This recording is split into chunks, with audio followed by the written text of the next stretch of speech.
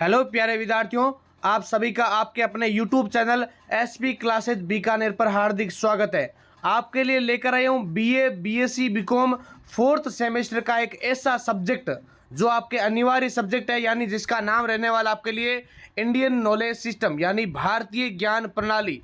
क्या है सब्जेक्ट?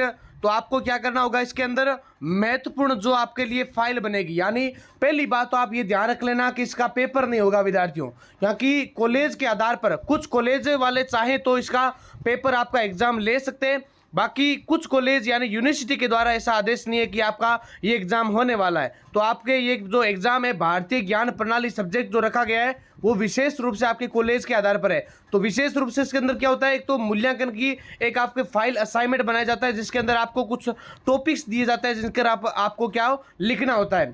तो हम इस क्लास के अंदर क्या करेंगे, उन टॉपिक्स की चर्चा करेंगे कि आपको इसके अंदर क्या क्या पढ़ना चाहिए, क्या क्या आपको लिखना चाहिए, ताकि आपको बिना फालतू के कोई और भी मटेरियल पढ़ना नहीं पड़े, या आप कहीं से बाजार से मिलती है या नहीं मिलती है वो आपका मैटर करता है। ठीक है, बाकी हम इस क्लास से अंदर से आपको पूरा का पूरा अच्छे से कवर करवाने वाले, और साथ साथ में ये क्लास आपके लिए पूरी की पूरी ध्यानपूर्वक और महत्वपूर्ण रहने वाली है, क्योंकि आपके जीवन में भी काम आएगी और आपके बीएससी या बीकॉम बीए फोर्थ सेमेस्टर के जो बीकानेर संभाग के विद्यार्थी हैं अर्थात एमजेएसयू यूनिवर्सिटी के विद्यार्थी, उन सब के लिए महत्वपूर्ण है। ठीक है, तो आप जिनको भी ये पीडीएफ लेनी है, कोई अगर विद्यार्थी चाहता है कि मैं वीडियो के साथ साथ ये पीडीएफ भी परचेज करना चाहता हूँ, तो भारतीय ज्ञान प्रणाली इंडियन नॉलेज सिस्टम पीडीएफ का मात्र 35 रुपये चार्ज है। आप चाहें तो नंबर दे रखे या कमेंट पिन किया हुआ है, वहाँ पे आप सीधे चैनल ज्वाइन करके मैसेज कर सकते हैं, आपको इसकी पीडीएफ मिल जाएगी। तो पहला क्वेश्चन आपके लिए रहने वाला है कि भारतीय ज्ञान परंपरा में स्वदेशी ज्ञान और पारंपरिक ज्ञान से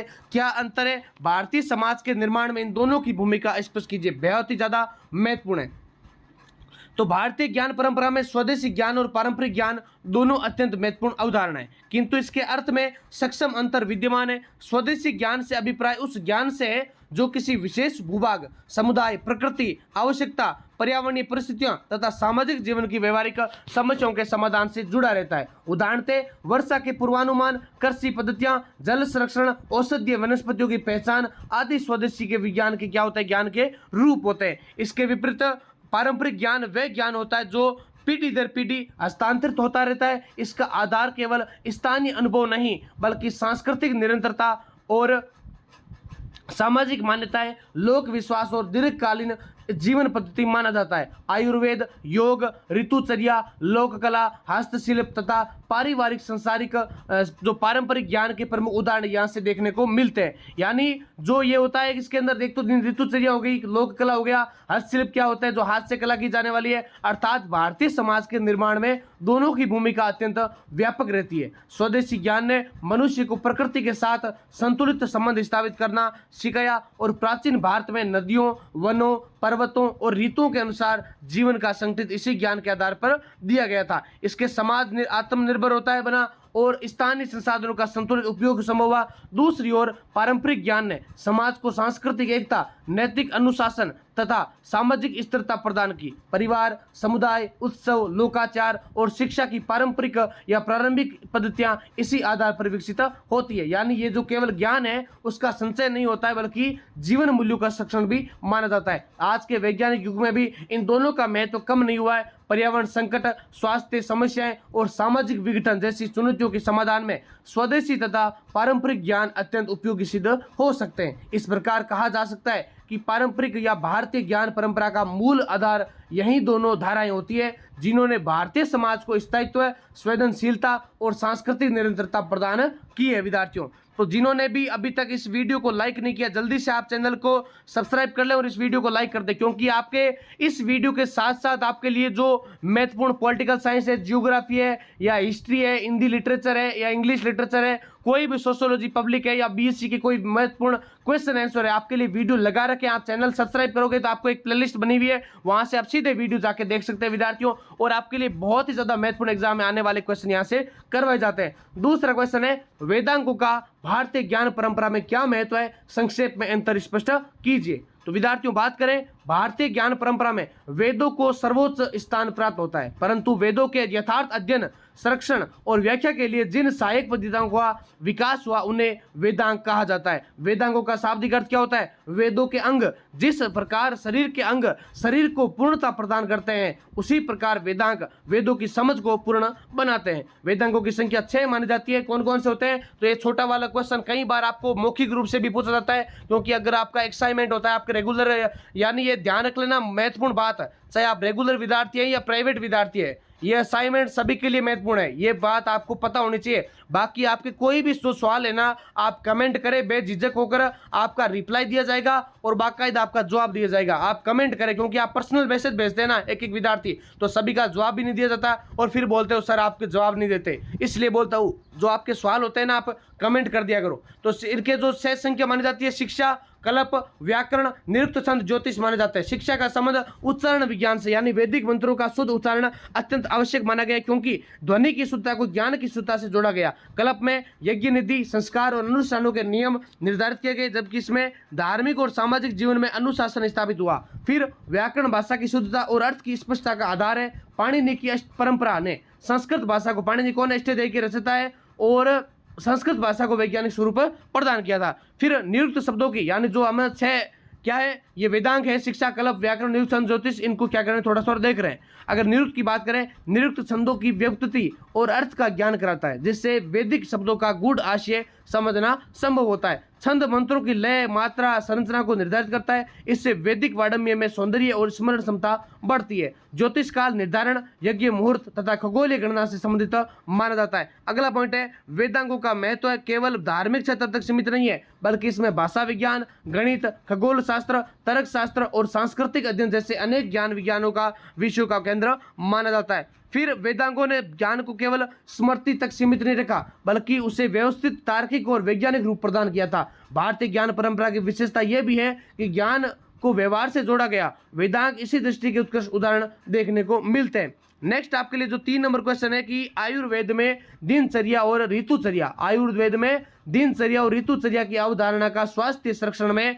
क्या महत्व। तो ये जो आपको क्वेश्चन बता रहा हूं ना, यही क्वेश्चन आपको अलग अलग कॉलेज में, ऐसा नहीं है कि आपके सभी कॉलेजों में एक ही प्रकार के क्वेश्चन आएंगे। ये भी हो सकता है अगर यूनिवर्सिटी चाहे तो, क्योंकि अंतिम जो निर्णय होता है आपका यूनिवर्सिटी विश्वविद्यालय का माना जाता है। लेकिन क्या होता है, विश्वविद्यालय जो महाविद्यालय होते हैं वो क्या करते हैं, आपको कुछ टॉपिक्स देते हैं या कुछ क्वेश्चन देते हैं, उसके आधार पर आपको फाइल बना के जमा करवानी होती है। तो आप इन क्वेश्चनों से अच्छे से तैयार कर सकते हैं विद्यार्थियों। अगला तीसरा क्वेश्चन क्या है, आयुर्वेद में दिनचर्या और ऋतुचर्या। तो आयुर्वेद भारतीय ज्ञान परंपरा के अत्यंत प्राचीन एवं वैज्ञानिक चिकित्सा प्रणाली मानी जाती है। इसका मूल उद्देश्य केवल रोगों का उपचार करना नहीं, बल्कि स्वस्थ व्यक्ति के स्वास्थ्य की रक्षा करना माना जाता है। इसी उद्देश्य की पूर्ति के लिए आयुर्वेद में दिनचर्या और ऋतुचर्या की अवधारणा अत्यंत महत्वपूर्ण मानी जाती है। दिनचर्या से अभिप्राय क्या है, तो दैनिक जीवन के ऐसे नियम जिनका पालन करने से शरीर, मन और इंद्रियों में संतुलन बना रहता है। आयुर्वेद के अनुसार प्रातः काल ब्रह्म मुहूर्त में जागना, शौच करना, दंत धावन करना, व्यायाम करना, स्नान करना, उचित आहार लेना, समय पर विश्राम व्यवस्था के स्वास्थ्य के लिए आवश्यक होता है। इन नियमों से शरीर की पाचन शक्ति सुदृढ़ होती है और मानसिक शांति बनी रहती है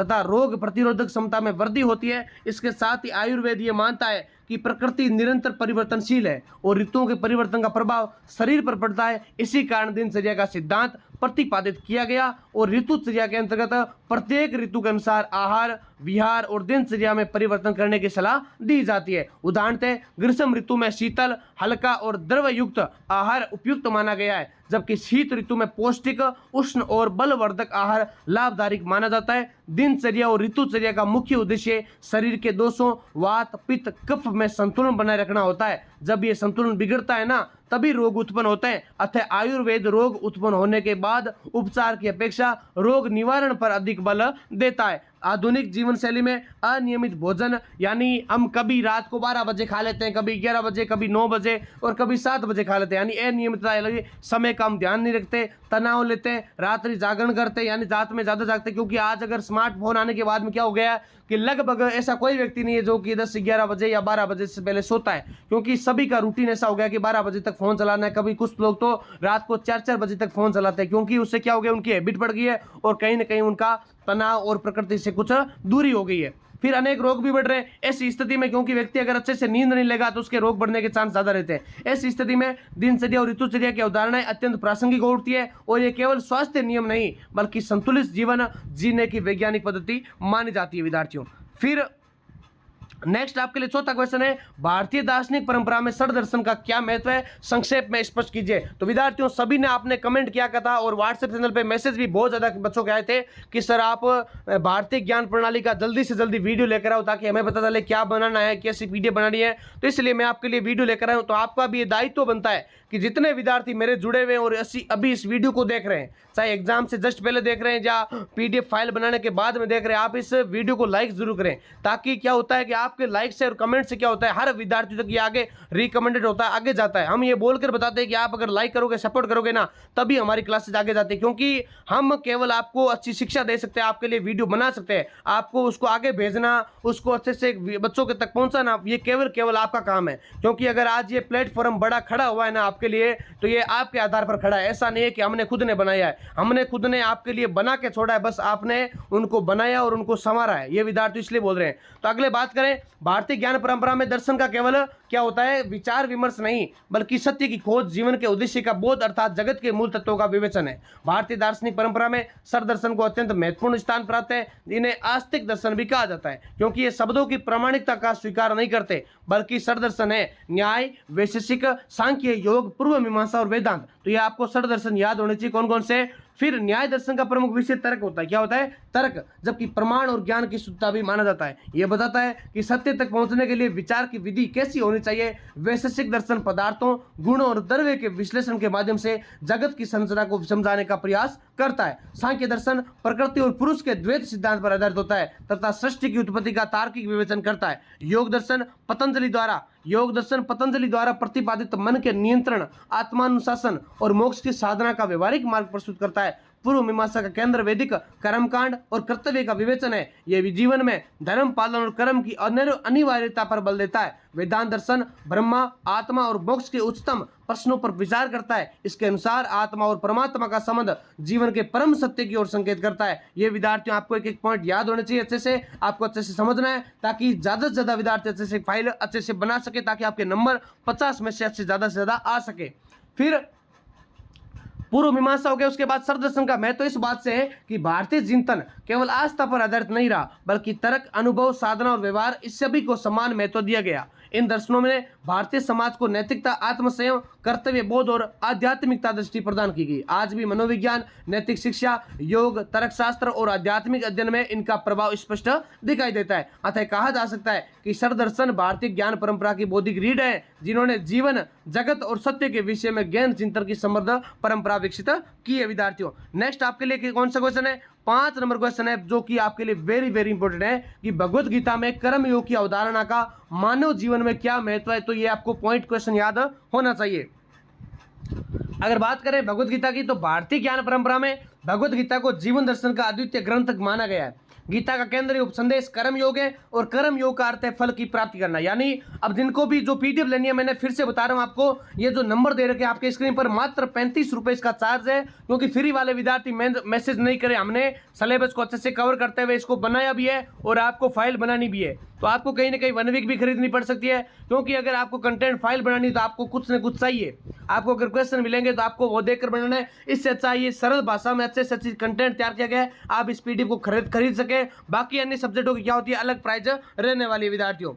फिर इसमें कहा गया कि आसक्ति त्याग कर कर्तव्य का निष्ठापूर्वक पालन करना, यह केवल कर्म करने की प्रेरणा नहीं देता बल्कि कर्म को नैतिकता, आत्मसंयम और समत्व को जोड़ता है। गीता के अनुसार मनुष्य का अधिकार केवल कर्म करने में है, फल पर नहीं होता। इसका तात्पर्य यह नहीं कि मनुष्य परिणाम की अपेक्षा करे बल्कि यह कि वह परिणाम की चिंता से मुक्त होकर अपने कर्तव्य पर पूर्ण ध्यान केंद्रित करे। फल की अत्यधिक चिंता मनुष्य को भय, तनाव, मोह और असंतुलन की ओर ले जाती है, जबकि निष्काम कर्म मन को स्थिर और शांत बनाता है। कर्म योग का दूसरा महत्वपूर्ण पक्ष है कर्तव्य बोध। क्या होता है? कर्तव्य बोध। गीता के अनुसार जीवन में प्रत्येक व्यक्ति का एक सामाजिक, नैतिक और व्यक्तिगत दायित्व होता है। कौन सा होता है? तो उस दायित्व का पालन ही धर्म होता है। अर्जुन के माध्यम से यह संदेश दिया गया, कि कठिन परिस्थितियों में भी अपने कर्तव्य से विमुख नहीं होना चाहिए। मानव जीवन में कर्मयोग का महत्व अत्यंत व्यापक है। ये व्यक्ति को आलस्य, निराशा और पलायनवाद से बचाता है। कर्मयोग सिखाता है कि सफलता और असफलता दोनों में संभाव रखना चाहिए। यही समत्व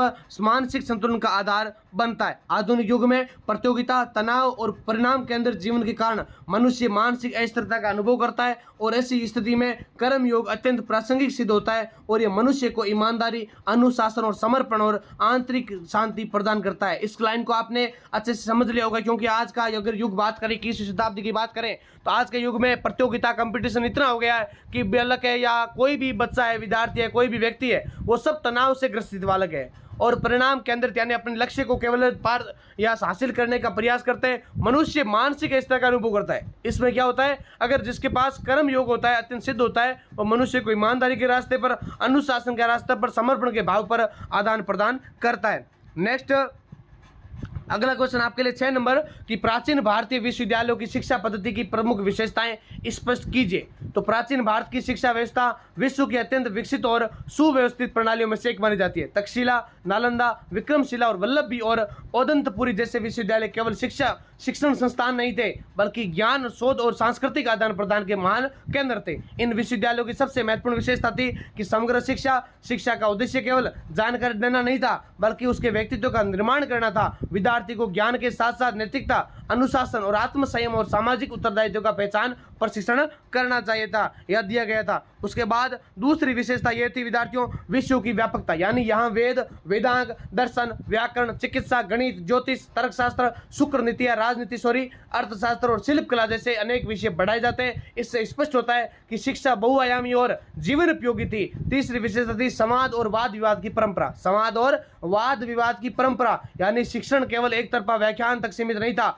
बल्कि प्रश्नोत्तर, तर्क वितर्क और शास्त्रार्थ के माध्यम से विद्यार्थियों की बुद्धि को विकसित किया जाता था। इससे स्वतंत्र चिंतन की प्रवृत्ति विकसित होती। चौथी विशेषता थी आचार्य शिष्य संबंध। आचार्य शिष्य संबंध यानी शिक्षक केवल पाठ पढ़ाने वाला व्यक्ति नहीं, बल्कि मार्गदर्शक, संरक्षक और चरित्र निर्माता भी होता है। शिक्षा में व्यक्तिगत संपर्क और निकटता का विशेष महत्व देखने को मिलता है। प्राचीन विश्वविद्यालयों में अंतर्राष्ट्रीय स्वरूप भी विद्यमान था। भारत के साथ साथ चीन, तिब्बत, कोरिया और अन्य देशों से भी विद्यार्थी अध्ययन हेतु आते थे। इससे भारत ज्ञान के वैश्विक केंद्र के रूप में प्रतिष्ठित हुआ और इन विश्वविद्यालयों की शिक्षा पद्धति का मूल आदर्श यह था कि ज्ञान को जीवन से जोड़ना। आज की शिक्षा व्यवस्था में इसकी अनेक विशेषताएं अत्यंत उपयोगी है। विशेषतः मूल्य आधारित शिक्षा अनुसंधान, स्वतंत्र चिंतन और व्यक्तित्व निर्माण की दृष्टि से मानी जाती है। नेक्स्ट आपके लिए 7 नंबर क्वेश्चन है विद्यार्थियों, महर्षि पतंजलि का भारतीय ज्ञान परंपरा में योगदान स्पष्ट कीजिए। तो महर्षि पतंजलि का क्वेश्चन कई बार आपको सिलेबस के अंदर या असाइनमेंट के अंदर या एग्जाम अगर होता है तो उसमें देखने को मिलता है कि भारतीय ज्ञान परंपरा में महर्षि पतंजलि का स्थान अत्यंत उच्च और सम्मानित है। वे केवल योग दर्शन के प्रतिपादक ही नहीं, बल्कि भारतीय बौद्धिक परंपरा के ऐसे महान मनीषी थे जिनका प्रभाव आज भी विश्वव्यापी है। पतंजलि का सबसे महत्वपूर्ण योगदान योग सूत्र की रचना है। योग सूत्र में उन्होंने योग को व्यवस्थित, वैज्ञानिक और दार्शनिक आधार प्रदान किया था। उनके अनुसार योग का उद्देश्य है चित्तवृत्तियों का निरोध करना, अर्थात मन की चंचलता को नियंत्रित कर आत्मिक शांति और आत्मबोध की प्राप्ति करना। पतंजलि ने योग के अष्टांग मार्ग का प्रतिपादन किया। यम, नियम, आसन, प्राणायाम, प्रत्याहार, धारणा, ध्यान और समाधि ये केवल आध्यात्मिक साधना का मार्ग नहीं होता, बल्कि संतुलित जीवन जीने की संपूर्ण विधि मानी जाती है। इसमें नैतिक और अनुशासन, शारीरिक स्वास्थ्य, मानसिक स्थिरता और आध्यात्मिक उन्नति सभी का समावेश देखने को मिलता है। नेक्स्ट आपके लिए कौन सा पॉइंट है कि भारतीय ज्ञान परंपरा में पतंजलि का महत्व इसलिए भी है क्योंकि उन्होंने ज्ञान को व्यवहार से जोड़ा। योग को केवल दार्शनिक चिंतन न बनाकर उन्होंने उसे क्या बनाया, जीवन उपयोगी साधना के रूप में प्रस्तुत किया। आधुनिक समय में तनाव, चिंता, अवसाद और असंतुलित जीवन शैली के बीच पतंजलि का योग दर्शन अत्यंत प्रासंगिक माना जाता है। कई विद्वान पतंजलि को संस्कृत व्याकरण की परंपरा से भी जोड़ते हैं और इससे स्पष्ट होता है कि उनका व्यक्तित्व केवल योग तक सीमित नहीं था, बल्कि भाषा और विचार की शुद्धता से भी संबंधित माना जाता है। विश्व स्तर पर आज योग की जो प्रतिष्ठा है उसका मूल आधार पतंजलि का माना जाता है। विद्यार्थियों, उन्होंने शरीर, मन और आत्मा के समन्वय का जो मार्ग प्रस्तुत किया था वे भारतीय संस्कृति की वैश्विक पहचान बन चुका है। अतः महर्षि पतंजलि भारतीय ज्ञान परंपरा के ऐसे महान स्तंभ है। इन्होंने योग के माध्यम से मानव जीवन को संतुलन, अनुशासन और आंतरिक शांति का मार्ग प्रदान किया था।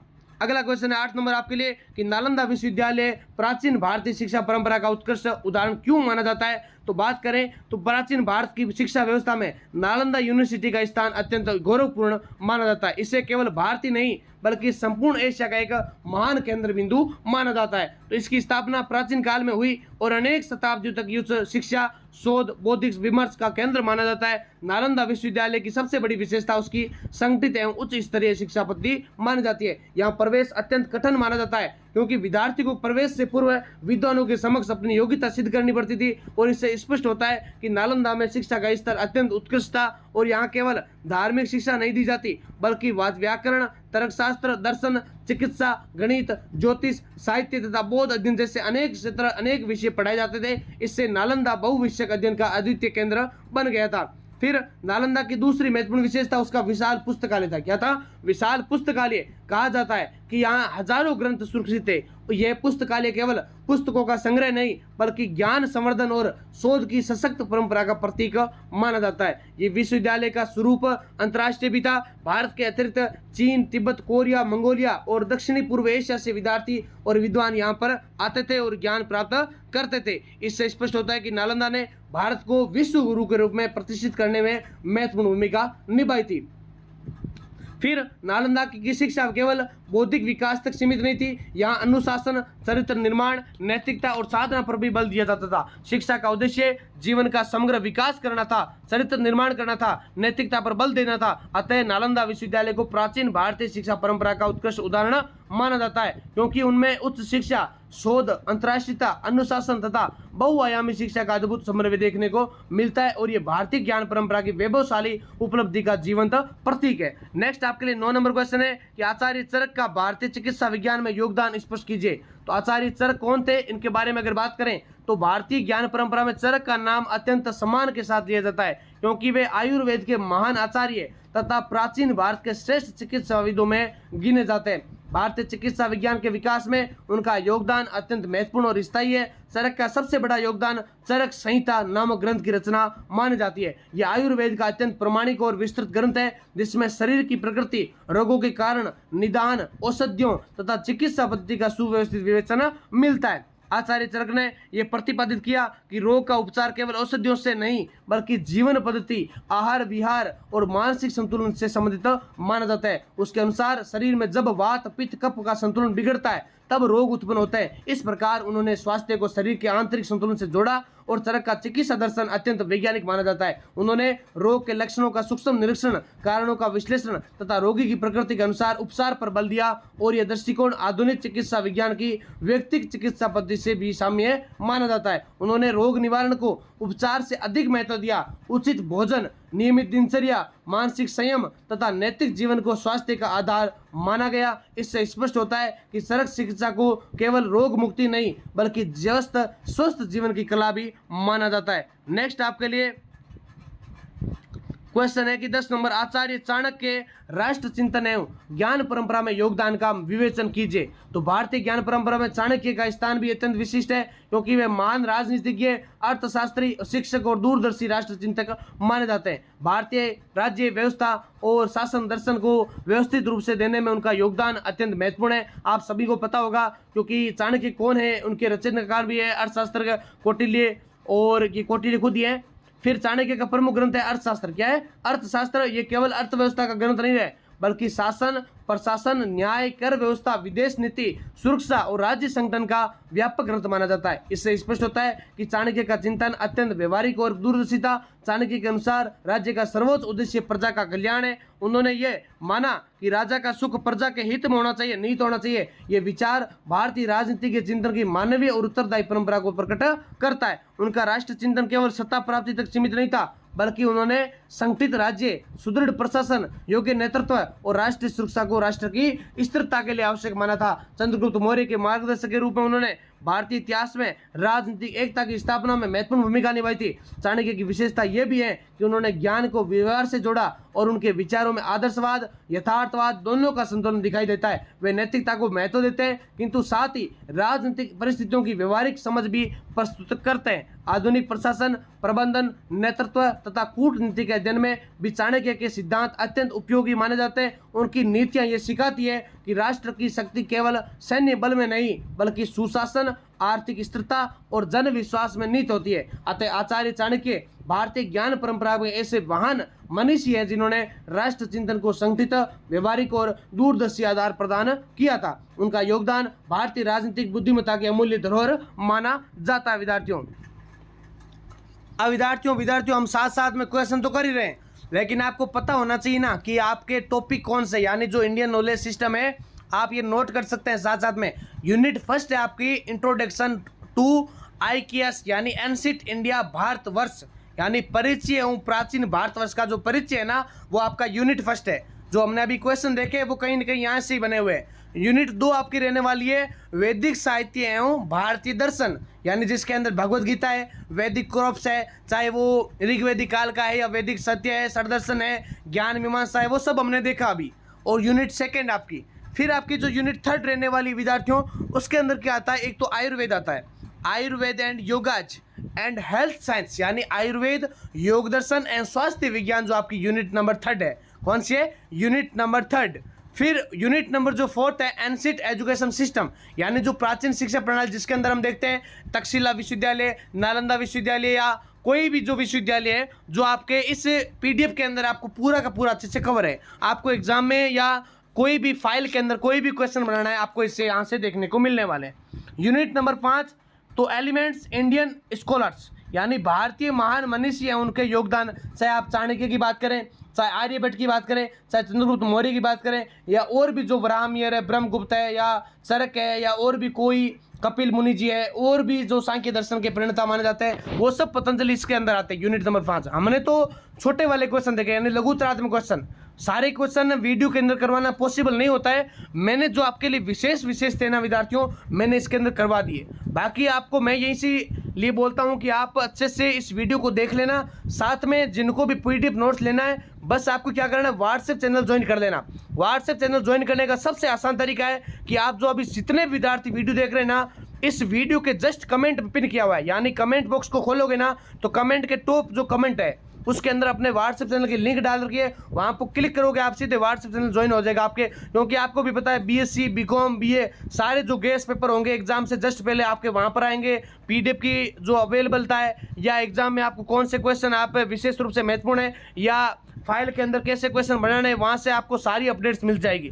साथ साथ में आपको क्या कि क्लास कौन सी कब आती है, कौन सी क्लास का टाइम क्या है, या कौन सी क्लास कब अपलोड रही है, वो सारा का सारा वहाँ पे आता है। और जो भी अपडेट है कॉलेज की, यूनिवर्सिटी की, सारी आपको SP क्लासेज बीकानेर नाम से आपका व्हाट्सएप चैनल है, वहाँ से आप ज्वाइन कर लीजिए। अगर वहाँ से होता है तो अच्छी बात है, वरना इस वीडियो के डिस्क्रिप्शन के अंदर लिंक डाल रखिए व्हाट्सएप चैनल, वहाँ से भी आप व्हाट्सएप चैनल ज्वाइन कर सकते हैं। बाकी जिनको मैसेज करना है, PDF लेनी है ना, मैसेज करो, नंबर आपको दे रखे, वहाँ से आप सीधे मैसेज करोगे तो आपको PDF नोट्स मिल जाएगी। तो बड़े वाले क्वेश्चन अगर हो सकेगा तो हम PDF में देख लेंगे, बाकी इस वीडियो में हम इतना ही देखेंगे। इस वीडियो को जिनको भी अच्छा लगा वीडियो, कमेंट कर देना और लाइक ज़रूर करना, क्योंकि हर विद्यार्थी के लिए वीडियो इंपॉर्टेंट है। बाकी नोट्स लेने आपके लिए नंबर लगा रखें, आप इन पर मैसेज करो। फ्री वाले विद्यार्थी मैसेज नहीं करें, विशेष रूप से ध्यान रखें। नंबर मैसेज वही विद्यार्थी करें जिनको PDF बाकायदा लेनी है, वरना आप इस वीडियो से काम चला सकते हैं तो बहुत ही बेस्ट है आपके लिए। इसी के साथ जय हिंद, जय भारत, ऑल द बेस्ट।